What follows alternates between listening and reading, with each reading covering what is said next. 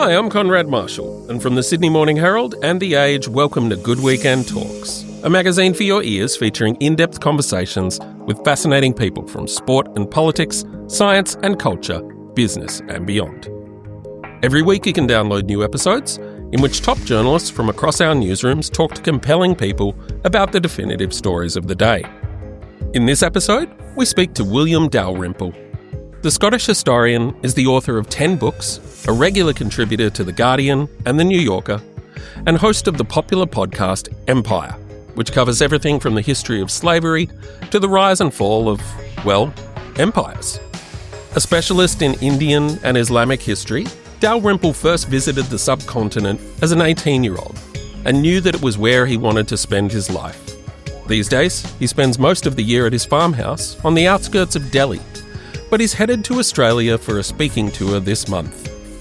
Dalrymple's works often explore the intersections of history, culture and religion, basically managing to make history sexy, which he definitely does for India in his latest deep dive book, The Golden Road. He talks to us today about that and about everything from the indigenous people of Palestine to why truth-telling about history is critical and how a podcast about Australian history might be next, in a wide-ranging chat with senior writer for culture at The Age, Kerrie O'Brien. Thanks so much, Conrad, and welcome, William. Very nice to be with you. It's great to have you with us today. Now, you're joining us from Italy, and I wonder what takes you to such a beautiful part of the world. It really is a very beautiful part of the world. I'm in the middle of Prosecco, where the sparkly wine comes from, and it's I've never been there before. It's this incredible vineyard territory, but more mountainous than any vineyards I've been in before. Proper hills all round with lovely Palladian villas, and I somehow ended up here on a book tour, which is, I wish more book tours took me to wine countries with beautiful villas and lovely vineyards. And I am indeed got a day off today at the end of my book tour, and I'm going to go and drink a lot of Prosecco. So this is a very, very optimistic day. It's bright autumn weather here, blue skies, cold, and it's just lovely. I'm very, very pleased to be here. Oh, that's great. Well, we're very delighted you can take time out of your schedule to have a chat with us today. I did want to ask, it's a very broad question, but if you could time travel as a historian, where would you head to if you had your druthers? So I think I would go back to the great University of Nalanda, which is a place that no one's ever heard of really in the West. But we should all have heard of it because it's the Asian Buddhist equivalent of the Library of Alexandria. And everyone in the West and in Australia and America and Britain all know about the Library of Alexandria. It's even in Asterix comics, something we're brought up with. But no one's ever heard of Nalanda, which is arguably a bigger, greater, more extraordinary institution. It was founded a little bit later than the Library of Alexandria in the 4th or 5th century AD. And it had 100 lecture halls because it was a university as well as a library. Right.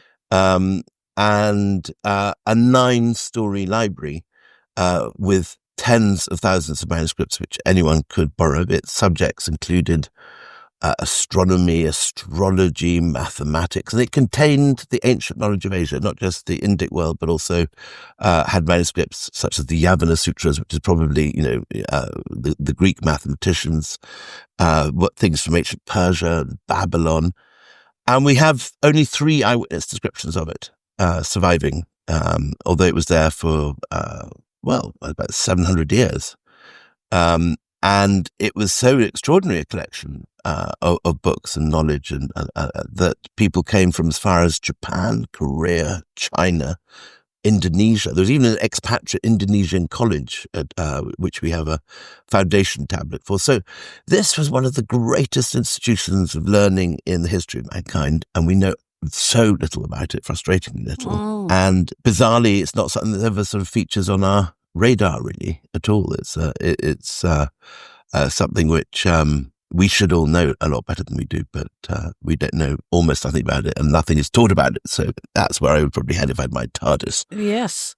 It seems a madness. It should be one of our, 7 wonders of the ancient world, or absolutely what have you. Where on a map, just generally, would you find it? Where was it located? So it's in ancient India. in the middle of the Gangetic Plain, so sort of to the west of modern Calcutta, to the east of modern Varanasi, in the modern state of Bihar, and south of the modern city of Patna. Right. And the fact that we know nothing about it is completely typical for the way that Western education systems have completely omitted the knowledge of India from our intellectual horizons. Yes. And I think this probably starts with inevitably the British and the Raj, because you can't be claiming to bring civilization to a country if you already admit that they had a spectacular civilization 4,000 years before you did. That's right, slightly problematic. Yeah. And what's bizarre is that as late as today, in the 21st century, that no one has really corrected this. That another example that I mentioned in my book, The Golden Road, which is where I really dive deep into Nalanda. Another example of this is mathematicians. I mean, you and I were probably brought up with the idea of, that was called Archimedes jumping out of his bath and shouting Eureka by the age of 5 or 6, maybe. And Pythagoras' theorem we probably learned by the age of 10 in our first mathematical classes. He also appears, both of them appear in Asterix comics, and stuff that we learn when we're still in short trousers. But no one has heard of the great Indian mathematicians like Aryabhatta and Brahmagupta. And it was those guys who came up with the numbers we all use. The numbers we call Arabic numbers, again, we call them Arabic numbers because Europe gets them from the Arabs, but the Arabs get them from India. So these are the guys that came up with this idea that you could just, with 9 symbols and 0, you could express any number up to infinity. One of the great sort of leaps of mankind. These are the guys that realize that 0 is a number rather than a placeholder or an absence, whose mathematics managed to work out by, again, the same sort of period as under 400, 500 AD, the circumference of the Earth, the distance of the Earth to the Moon and the Sun, the fact that we are a heliocentric universe. They got 1,000 years before Galileo. We've never heard of them. No one in the West has ever heard these names. Aryabhatta and Brahmagupta are completely absent. And this is very frustrating for a lot of Indians. You often meet sort of slightly crazy Indian uncles who rant at you about how India invented the internet and nuclear weapons. And there's that figure in the Goodness Gracious Me comedy show that says, Leonardo da Vinci, Indian, and royal family Indian. That derives from the fact that Indians have a very justified sense of grievance that they came up with half the most important inventions in world history, and no one's ever heard of any of them. Yes. Yeah. Which takes us deep into the core issue, I guess, that you've made your life's work, really. You went to India at 18 and somehow realised this is where I want to spend the rest of my life. Yeah. I guess it's because of all of this, but why in that 18-year-old mind did you fall in love with the place? It's a question. I have no idea. I mean, I went there completely by accident. It wasn't like something I'd been sort of longing to do, since I was in short trousers. And I was a very untravelled kid, or teenager. A lot of my friends would go off on fancy holidays. This is the mid 1970s that I was sort of doing my, going to my first school, and a lot of the other kids would be going off to Paris or Italy, and my parents took the view that we lived in a very beautiful part of Scotland, and Scotland is where we'd stay, and so we did. And so I suspect that partly it was because of this series of accidents that led me to India. I was much less well prepared for it, probably, than many others. I hadn't seen many of the great cities of the world, and so it was all dazzlingly strange. I mean, India's always dazzlingly strange to anyone that's coming from anywhere else anyway, but it was extra strange because I haven't even seen, kind of Berlin or Dublin or any of the places closer to hand. And as a historian, I've always felt like it's like you're like a child in a sweet shop. There's so much there. There's so many rich, diverse cultures that, again, we're not taught about it. So, everything is, what is the Taj Mahal? What is the Red Fort? What is the Nalanda University? What is the temples and Varanasi. So I saw it all with my sort of jaw agape. And 42 years later, my jaw is still agape. Yes. Trying to work out what's going on. Yeah. Yes, still learning, no doubt, because, as you say, the riches are enormous. Reading The Golden Road and listening to your podcast, I have at moments felt like I need to sort of scratch everything I've learned in terms of history and start again. I realise, I knew, I guess, before to some extent that it was very Western-centric, but this whole enormous sort of raft of information prior to the Romans, really, the Greeks and the Romans were sort of the beginning. And of course, there was this, rich history. But I think it's interesting you pinpoint the British in terms of being pivotal in perhaps why we haven't learnt that story. That's certainly part of the story. Yes. Yeah. There were these, everyone knows those, that quote by the famous Raj era education minister, Lord Macaulay, who said that a single shelf of a good English library contains more than the entire native wisdom of India and Arabia or something, or the entire native learning of India and Arabia. Wow. And those sort of attitudes that everything that's important comes from the West, and that there's exotica out there from the East, but nothing of any real substance. That attitude, bizarrely, despite everything, despite 70 years of decolonization, blah blah blah, it still lingers in our education systems, and even Indians are not really taught half this stuff. And I'm still realizing the kind of level of the amount of material that none of us are brought up with. And in a sense, I've made my career in recent years digging into that mound of ignorance and trying to find a few nice, bright, shiny objects. I wonder, your latest series focuses on Gaza and traces the history of that part of the world, just to jump not too far afield, but slightly, because your specialty, just to clarify for listeners, is India and the Middle East. Is that how you Correct. Yeah. Correct. And yeah, no, the same. It was a slightly different problem with Gaza.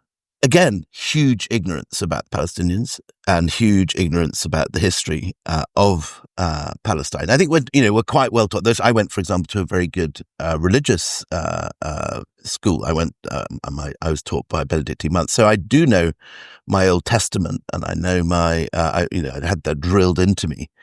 But there were many peoples in the Middle East, and we're only taught about some of them. And so, for example, the famous quote by the Israeli Prime Minister Golda Meir, that there's no such thing as the Palestinians, and again the idea that the Israelis made the desert bloom. Those were things that were very much part of my upbringing, and frankly, it's only in the last sort of years, as Gaza is being pummeled, and I've been reading out deeply into this, that you find out quite how ancient the word Palestine is. It's one of the oldest place names in the world. I mean, like kind of before Britain, Well, right, and arguably before Rome.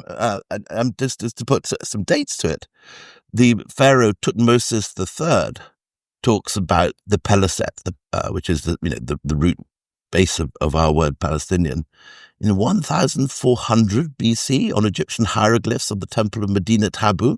wow.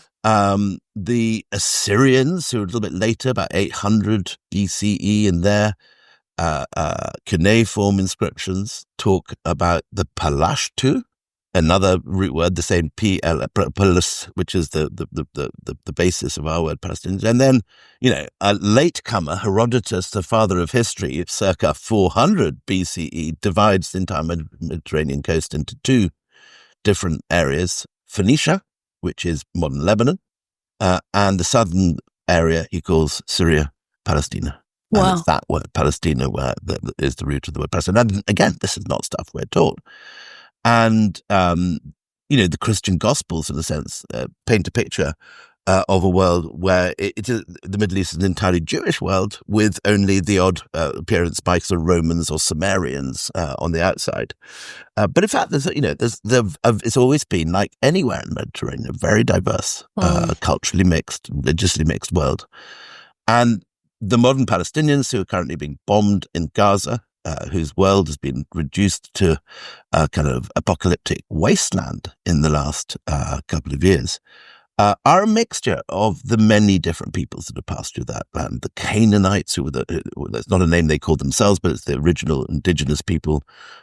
Then the Palashtu are known in the Bible as the Philistines, where they obviously have a very bad reputation as being these completely uncultured people. Yes. Then you get a whole succession of other invaders: Babylonian, Assyrian, Persian, Greek, Roman, Crusaders, Ottomans, Umayyads, all of whom leave their DNA in the ground. But if you look at the DNA of modern Palestinians, like that of particularly of Mizrahi, Middle Eastern Jewish communities, these are the same DNA groups that you find in Bronze Age skeletons. So that succession of cataclysms that we read of in the history of the region actually ignores, in a sense, these long continuities among the peoples of that region. And the Palestinians are, deeply indigenous, as are the Israelis. Both people have a deep claim to that land, and which is why so many of us are saying that, we've got to have two states. Or certainly a homeland of some sort for the Palestinians, or whether it's one state or two states. And both have a claim in the history of this land. And you can't just march in, as the British did in 1917, and declare it a homeland for one people and not the other. Both have got to be catered for. It seems very, very clear. And this long, tragic history needs to be resolved. It's yet another of the screw-ups of history left by the colonial British, which the older I get, the more I find dotted around the world. Apparently, freedom from the British is the most celebrated non-religious festival of the world. There's one people somewhere in the world that celebrate freedom from the British every 6 days. Oh my gosh. That's my fact for the day. That's nice then, isn't it? I like that, yeah. I can't help but think, William, sitting here on the other side of the world, that, rewind a few 100 years and you have terra nullius in Australia when the British came. Well, obviously not terra nullius to the indigenous. Exactly. Very, very, very much a land they knew and sang and celebrated. Yeah, indeed. I wonder how critical is this sort of, or is that background? I mean, you've been part of making history sexy through the Empire podcast and many, many books. Why should people care about this stuff? Well, in general, history, is like having a roadmap. You can't really understand where you are unless you knew how you got somewhere.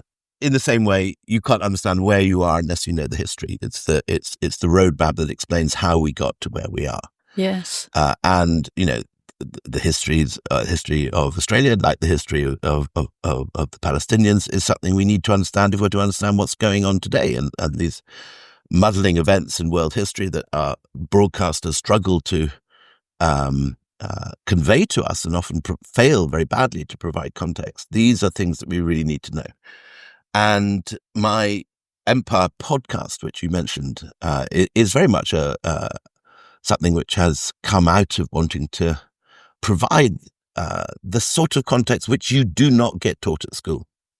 Something which is off the grid of the normal curriculum. Be it the story of the British Raj, be it the story of so many fallen empires across world history. And Gaza is a striking example because obviously Gaza has been the headlines in our newspapers for every single day for the last 2 years. And there's been rumbling around newsrooms for 70 years.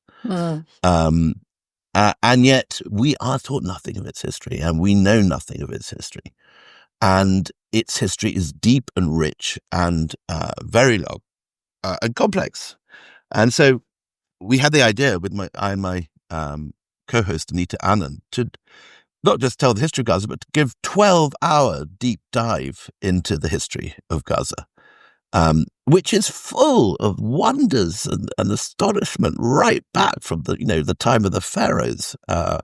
It includes such, well-known figures as, Saladin, Richard the Lionheart was the episode we were doing last week, who both of whom fought over Gaza. Whole chapters of history that we've completely forgotten. I was talking earlier in this interview about Nalanda. Well, it turned out that Gaza was a major school and a rival of the Library of Alexandria up the coast from it. During the Byzantine period, there was a school of rhetoric that was considered to be one of the greatest educational institutions of the Roman world. And Gaza was somewhere where you sent your kids to get their polish. And many of the greatest writers of late antiquity, I'm talking the sort of 4th, 5th, 6th century, had their training and went to college in Gaza, where, as well as a school of rhetoric and as well as a rich world around Gaza full of monasteries, there was also an erotic literary festival, not again something one naturally associates with Gaza, famous for a week of celebration of Dionysius in poetry. Right. And so, this kind of stuff is fascinating. So, and again, there is a massive appetite. So we found with Gaza 2 things. First of all, we found that there was almost nothing in any, Al Jazeera was the one honourable exception. Other than that, there'd been no attempt by ABC or the BBC or any of the American broadcasters to do a history of Palestine or the Palestinians or to explain where they were from or who they are. There's certainly been no history of Gaza in any channel in the world we could find, other than one brief look at it from Al Jazeera. So we decided to do 12 hours, and the result is that massive spike of interest. We've had we're having about 100,000 downloads a day of the podcast at the moment. Wow. And, this is something obviously people, want to know, but, broadcasters are quite frightened to tackle this controversial stuff. So we've gone in and we decided that decision to go, in a sense, as neutrally as we could, talking to people neither from the Israeli side nor the Palestinian side, but full professors of history at Oxford and Cambridge, people we knew and could trust, and to try and give as close to, no historians are ever completely neutral, but we have tried to find people that are not, in a sense, firmly attached to either of the 2 sides, and to try and give 12 hours of reliable, factual, neutral history. And it's full of the most extraordinary stuff. And I say, we've been rewarded with record numbers of listeners, which has been a fantastic feeling, because we were, as you can imagine, very nervous before going into this minefield. Indeed.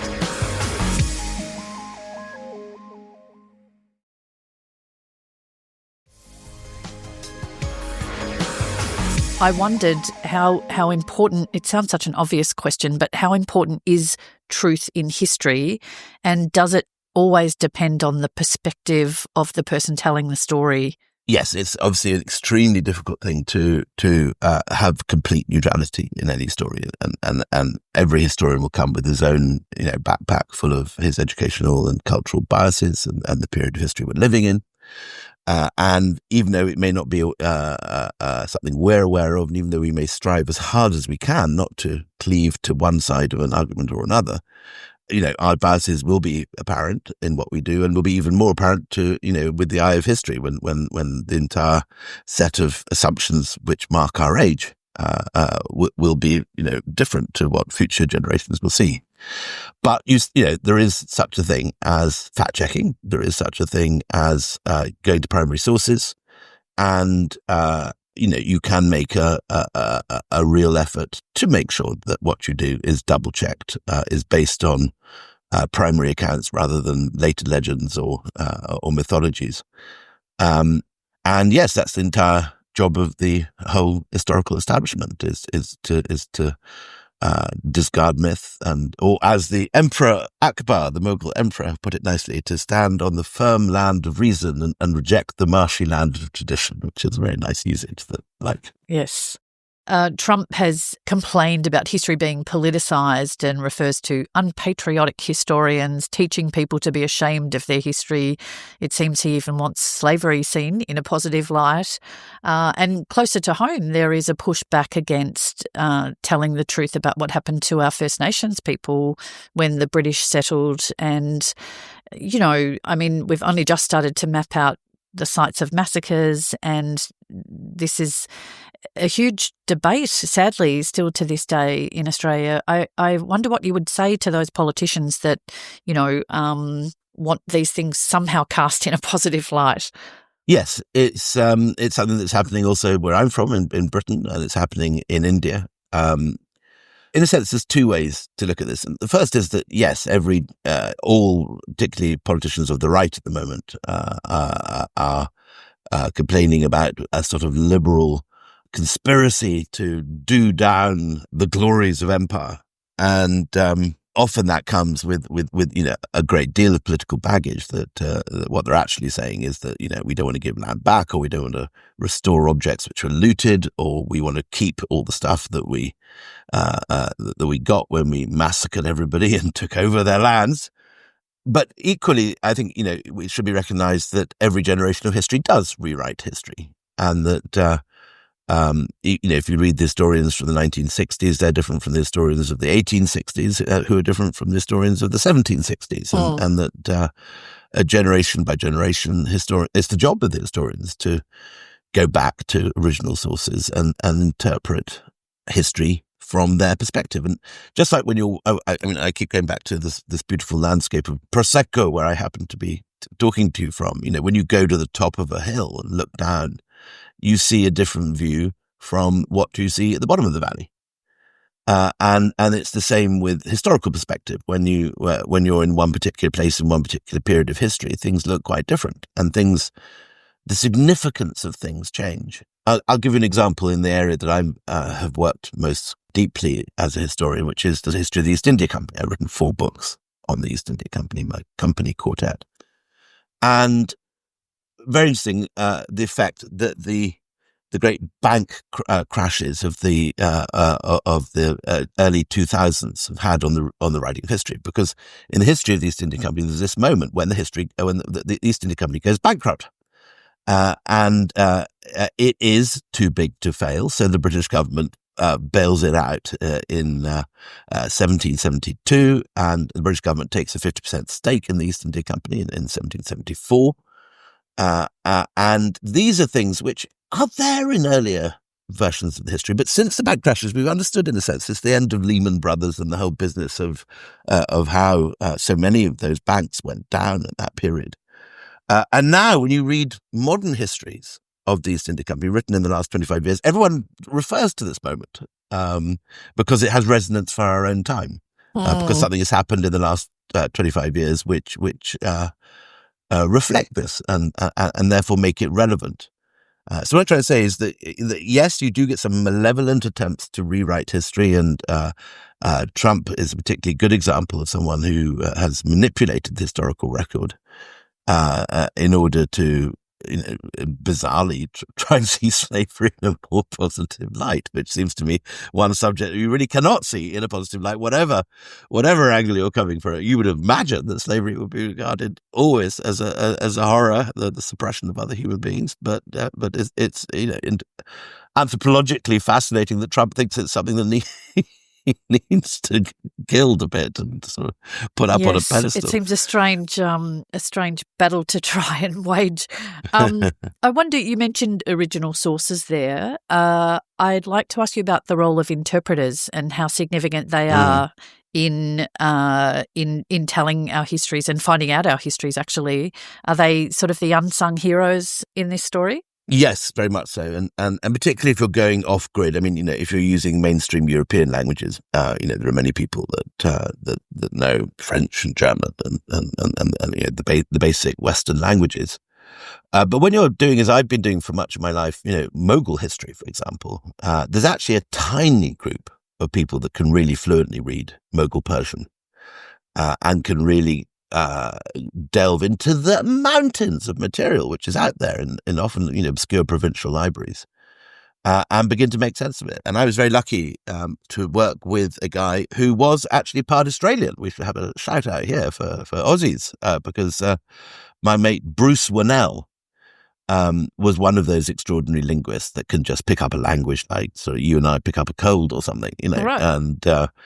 And Bruce lived in Persia for many years, and he had not only all the basic European languages, but an absolutely intimate knowledge of Persian, and was able to read Persian manuscripts in a way that a handful of other people would do. And I would never, ever have been able to write half of this material without Bruce. Bruce died very sadly of pancreatic cancer 5 years ago, and I feel his absence very, very frequently. He's somebody who I miss both personally and professionally almost every day. And these people are great unsung heroes because they have language skills that in the case of people that study, for example, I mentioned in the history of Palestine, I mentioned the Assyrians. There are a handful of people that could read Assyrian cuneiform. There are a handful of people that can read scribal Mughal Persian. And yes, and we cannot recover the history of great chunks of the world without people that have these language skills. So yes, they are. Now, your son Sam is also an eminent historian. He is. I would be remiss not to ask you about him. His new book is called Shattered Lands, and I've been listening to a podcast where he talks about the partition of India, particularly, which lends so much to my knowledge of current events. I mean, that's the through line, I guess, as you're talking about with Gaza, and, understanding contemporary politics is almost impossible without a really big look at what came before.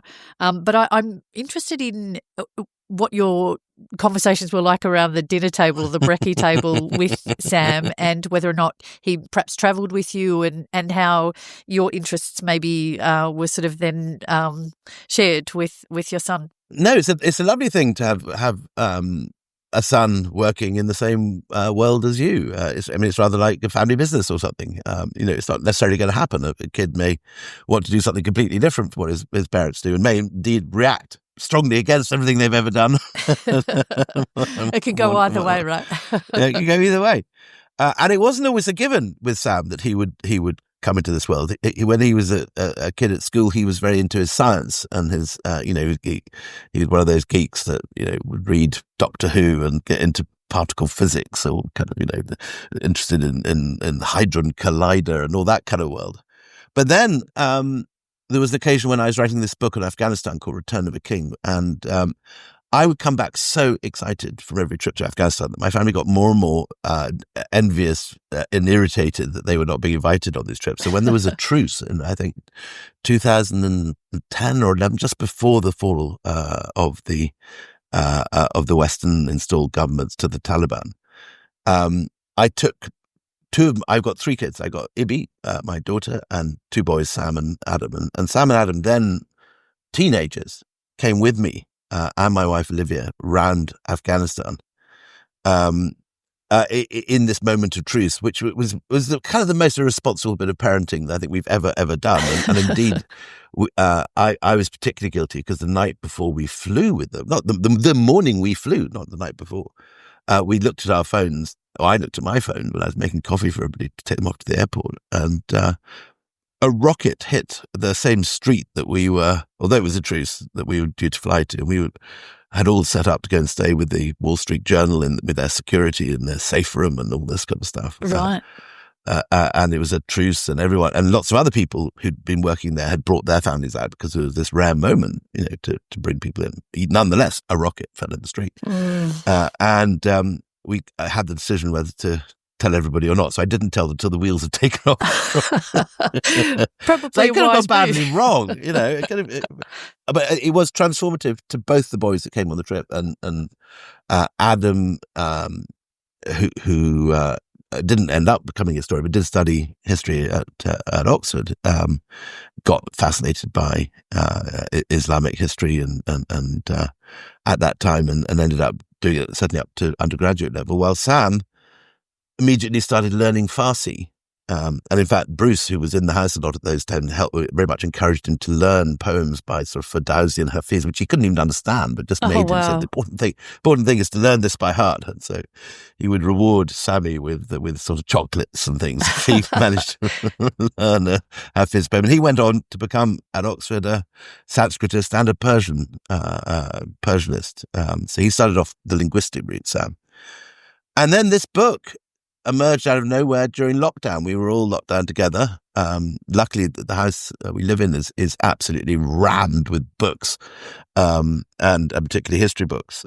We have a massive and unwieldy library, and both of us separately dug deep into those mounds of history books during the lockdown. And I ended up with The Golden Road, and he ended up with Shattered Lands, and they were very much written together. And we have the same editor, which is my wife Olivia and Sam's mum, who has edited both books. Very, very. She's a brilliant. She's an artist by. I mean, that's her career, and she's a wonderful artist.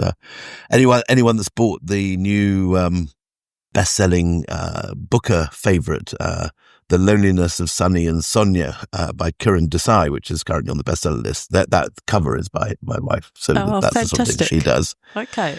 But she has this other talent, which is a very brutal red pen as an editor, and all my life I've taken advantage of this wonderful capacity she has. But I found myself during lockdown being in a queue to take advantage of her editing. This poor woman would be presented with pages of unwieldy manuscript, and she would very generously edit both our books. That's a fabulous silver lining for the lockdowns. I should mention that you can use the line, you have the father-son, we have the father-son rule in AFL football here, so you can quote that in your Aussie talks, that you've got the father-son, the sons are drafted to teams as a preferential sort of thing. So there is such a thing, is there? There is indeed, yeah. I wonder, we're nearly out of time, but I wanted to ask two more things. One is, do you get stopped on the street and either say thanked for your exposition of Indian history in India, or harangued for your lack of reporting on various things? So being a historian is nice, because I mean, you're really not like a movie star or someone whose face is familiar from the telly. You are pretty anonymous, and so even if your books are widely read, you're often not recognised. But this has begun to change lately with the podcast, and I now find when I go into a pub and order stuff, someone says, "I know that voice," and I don't get recognised, but my voice does, which is a very odd thing. And even, I mean, as I've said, I'm at this moment on a book tour around Italy, and I found myself on a train yesterday, and opened my mouth to say something to somebody else, and who was travelling with me, and the girl opposite, a rather pretty student from Italy, said, do you by any chance have a history podcast? And, yes. I love it. So, which is a very odd thing, but it's nice. Yeah, it's nice when that happens. The book's very popular in India. I'm lucky in that I've got, my main readership is actually in India in terms of numbers of copies sold. And particularly this book, The Golden Road, has gone down very well. But one day, I suspect this book on Palestine is something that will make as many enemies as friends. So let's see. I should ask, just before I let you go, is there anywhere in the world you've not yet travelled that you have at the top of your list? Huge areas of the world I haven't travelled, and also huge areas of the world which we haven't done in the podcast. And I should come up straight up and apologise for not having yet done a good Australian series, which we are definitely planning. Excellent. But I am hugely untravelled in most of Africa. I know North Africa well, and a bit of East Africa, but the whole of South and West Africa, really, I've hardly visited.